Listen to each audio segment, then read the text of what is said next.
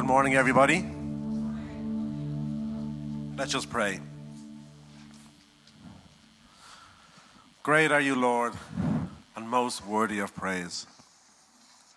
Lord God, I pray that through your Holy Spirit, you teach us something new about your Son, something relational, something that we can take home as our very own. Amen. So when the numbers just don't add up, sometimes the numbers just don't add up. Last weekend, unless you were living under a rock, you would have seen the news about 50,000 people trying to get through Dublin Airport.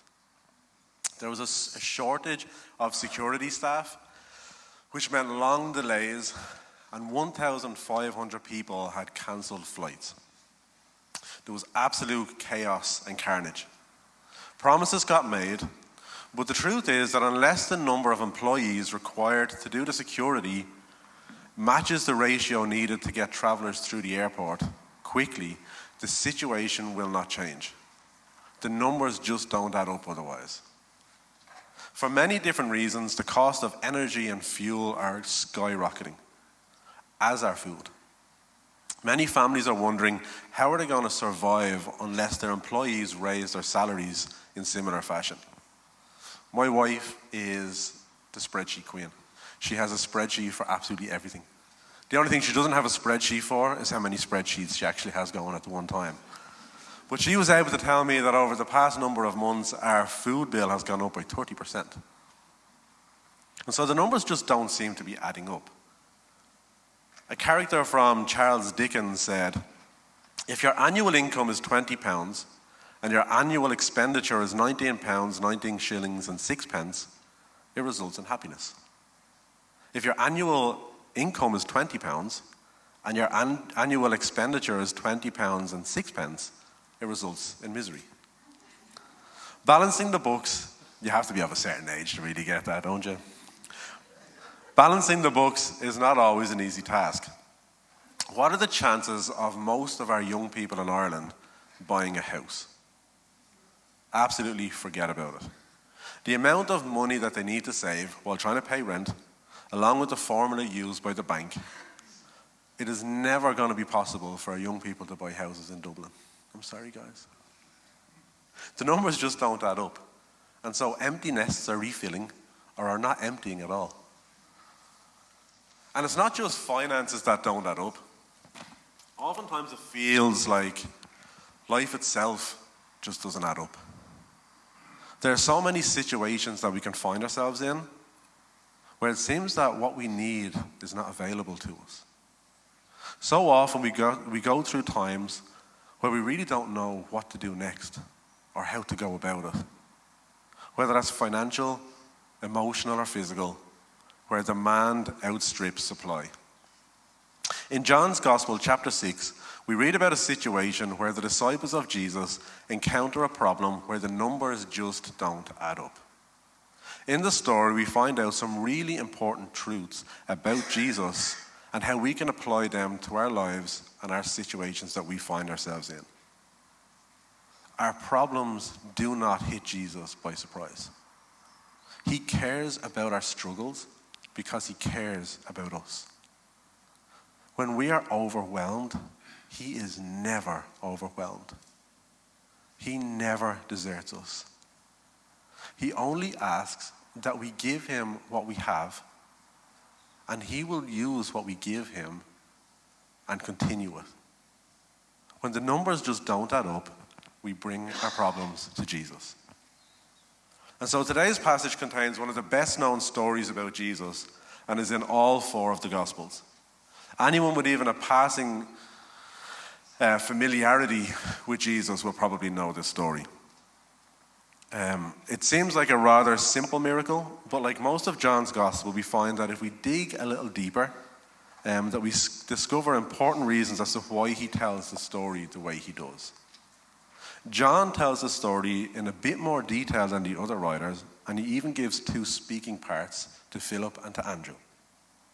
And so John chapter 6, verse 1. Sometime after this, so this was after John chapter 5, where Graham left us off. So it's probably about 18 months actually. after this, and probably about a year before his death. Jesus crossed to the far shore of the Sea of Galilee, that is the Sea of Tiberias, and a great crowd of people followed him because they saw the signs he had performed by healing the sick. Then Jesus went up to the mountainside and sat down with his disciples. The Jewish Passover feast was near. So Passover happened during the springtime, and Jesus had returned to Galilee from Jerusalem from the previous event 18 months ago. Tiberias was a new city built by King Herod Antipas, and sometimes the huge lake that was there was called the Sea of Tiberias or the Sea of Galilee. It was 650 feet below sea level and was 13 miles long and 6 miles wide. And so dotted all around the lake were little fishing towns and villages. And most of these, the people who lived there were actually really dirt poor. They lived on what they could get from what they could fish and what they could grow. But they were taxed to the hilt by the king, Herod Antipas, who collected revenue for Rome. Many of the farmers lost their land to the wealthy elite when they couldn't pay for their seed or repay their debt. It's actually very similar to Ireland in the 1800s when the famine hit. And so they were looking for and waiting for a redeemer. They were waiting for someone who could get them out of a tough world in which they existed. And along comes a rabbi with special powers. He heals the sick. He does miraculous signs, and so they begin to follow him everywhere he goes to see what he can do. And so verse 5, when Jesus looked up and saw a great crowd coming towards him, he said to Philip, "Where shall we buy bread for these people to eat?" He asked this only to test him, for he already had in mind what he was going to do. Last week, we had our Hello Sunday here, and we had about 100 people, and everybody brought their own lunch. And they were like ants in the kitchen preparing and getting everything ready. Can you imagine I call Hillary aside and say, "Hillary, there's 15,000 people after arriving on the door. They haven't got a stitch in between them. Should be out that back door as quick as you can say it." And so there's about 15,000 people on the hills with Jesus and the disciples. And so normally you would have brought enough provisions for yourself for the day, but these people obviously didn't have it. And so Philip answered him, "It would take more than half a year's wages to buy enough bread for each one to have a bite." Another of his disciples, Andrew, Simon Peter's brother, spoke up. "Here is a boy with 5 small barley loaves and 2 small fish. But how far will this go among so many?" So Jesus asks Philip a tricky question. "Hey Phil, where are we going to get enough bread to feed all of these people?" And so John parallels the Passovers to parallel the original Passover. So the last Passover, so he mentions 3 Passovers, and the last one was a cleansing one. So the last Passover is where he cleansed the temple, and he got rid of all the money changers in the temple. And a huge part of the Passover rituals was cleaning and cleansing, and would not have been lost on the people. And so this Passover, was very similar to when they left Egypt and they were out in the desert and they had no food. And so again, it would not be lost on his hearers. And of course, the next Passover was where he's actually the Passover lamb. And so John is very clever in how he writes it. And so Jesus, like his father many thousands of years before, he takes pity on the people who are hungry and are in need. And John is also very careful to tell us that he knew what was going to happen. He had a plan. So Philip scratches his head and does a quick count. 1, 2, 3, 4, 15,000. And so he does a quick calculation. 200 denarii, he says. A denarii being the daily wage for an agricultural worker. 200 days, that's more than 6 months. Jesus, the figures don't add up. For everyone to even get a bite of bread, it's going to cost us 200 denarii. Now, I'm not sure what Judas has in the bag, but it's definitely not 200 denarii at this point. 3 times Philip and Andrew remind Jesus that there is an awful lot of people in front of them. Where can we buy enough food to feed all of these people? Even if we had a lot of money, it wouldn't be enough to feed all of these people. And Andrew said, we have 5 loaves and 2 little fish. How's that going to feed all of these people? It's like the guys were trying to point out to Jesus that the task was impossible. Jesus, you're not listening. The numbers just don't add up. The few denarii we have in the purse would hardly buy us bread. The food that this young lad is after giving us, we wouldn't even share it. And if we do start leaving it out, there'll probably be a riot. People might actually get killed. The disciples can only see the problem. But Jesus is concentrating on the need. He really cares about all the people who have come out to see him, and he is not surprised by the problem. He is not caught off guard. I think that we can look at difficulties and seeming impossible situations in similar ways. Our conversations with Jesus can be about repeating how impossible our situations are.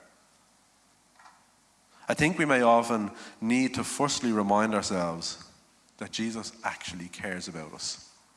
He cares when we're hungry. He cares when we're tired and when we're stressed. He cares when we are facing seemingly impossible situations. And he wants us to ask him to be with us, to help us. He's not caught off guard by our issues. He's not faffing around trying to come up with some good idea. Jesus already knows the best way out of this or through this situation for you. He always wants us to ask in faith. Now, I know that sometimes events or problems come around in our lives that knock the stuffing out of us. Maybe faith is hard because we're down and we don't know how to get back up.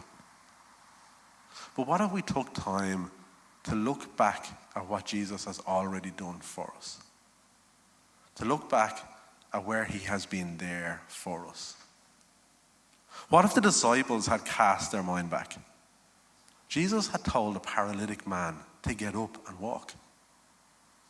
And more fitting, he turned gallons and gallons of water into wine. Where Andrew and Simon had been there, they had actually drunk this wine for themselves. They had seen Jesus do a miracle on a massive scale. How great would this have been if instead of looking at the impossible, they had looked at Jesus with excitement and said, what are you going to do? Because we know you can. It's a good thing that it doesn't always come down to our faith for God to move. Jesus said, have the people sit down. There was plenty of grass in that place, and they sat down. About 5,000 men were there. But also on top of that were the women and children, so they reckon about 15,000. Jesus then took the loaves, gave thanks, and distributed to those who were seated as much as they wanted. He did the same with the fish. When they had all had enough to eat, he said to his disciples, gather the pieces that are left over. Let nothing be wasted. So they gathered them and filled 12 baskets with the pieces of the 5 barley loaves left over by those who had eaten. And so, barley loaves, I would have thought we'd pop down to the bakery and get our sourdough and our barley loaves, be very artisan. But barley loaves were actually the food of the poor. It might have looked like about 5 rounds of pita bread. Josephus, who I'm sure Dougie has told us all about before, he said that these were too vile for man's consumption. And so they weren't likely to be on the menu at Herod's palace. And so we don't know anything about this little boy, or how Andrew managed to get the food from him.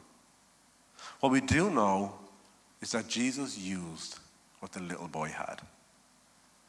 He didn't say, I wouldn't feed that to a dog. He didn't ask for the best bread so that he could serve it.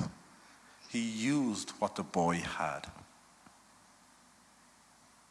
I think that we may suffer from thinking that what we have is not good enough for Jesus.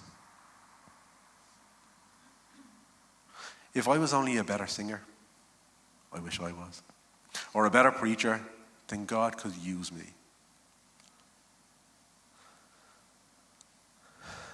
If only God had given me better gifts. If only I was better. There's no way that God can use me. But how about if we went to God with excitement, with our little barley loaves and fish, and say, what can you do with this?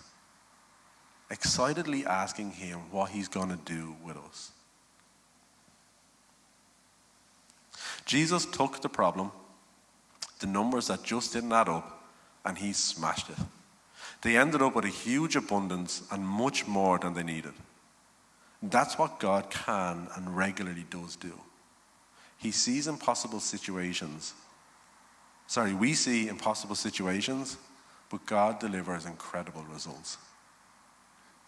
After the people saw the sign Jesus performed, they began to say, surely this is the prophet who has come into the world. Jesus, knowing that they intended to come and make him king by force, withdrew again to a mountain by himself. We don't have time to delve too much into this part of the story.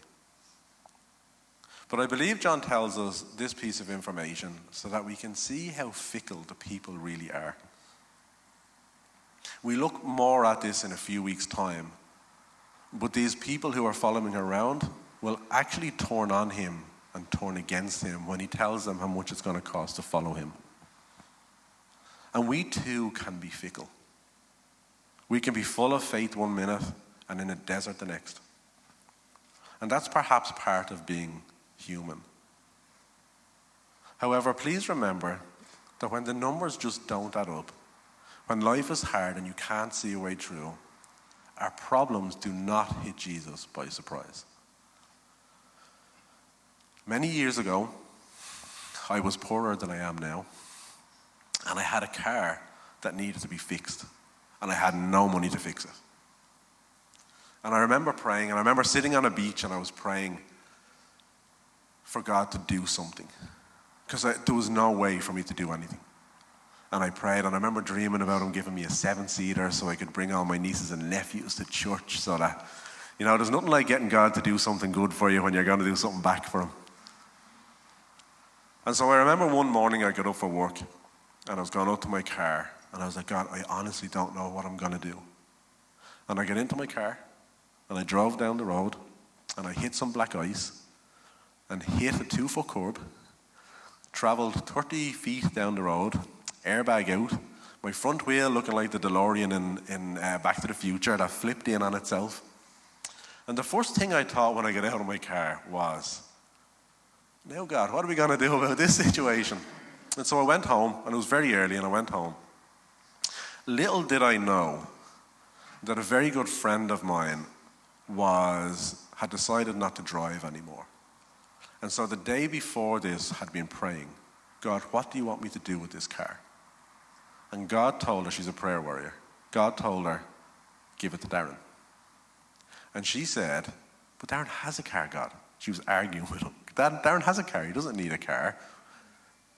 And she said, God, who will I give this car to? And God said, give it to Darren. And so I got a car. Now guys, when I say it was the smallest possible car you can ever imagine, I'd say God has a great sense of humor when he was sitting at me, looking at me on the beach, thinking of my big 7-seater. I could put my hand into the boot from the driver's seat. It was so small. People in work called it the Pope Mobile. But that is the favorite car that I've ever had, because that is how God provided more than what I needed. And that is my part of my story, that I have a problem remembering, that I forget. It's so easy to forget such a huge story. And so if you're going to leave here with anything today, he cares about your problems because he cares about you. He is never overwhelmed, and he will never, ever desert us. He asks us to give whatever little we have, and once we do that, he gets to work on our behalf. So when the numbers just don't add up, we bring our problems to Jesus.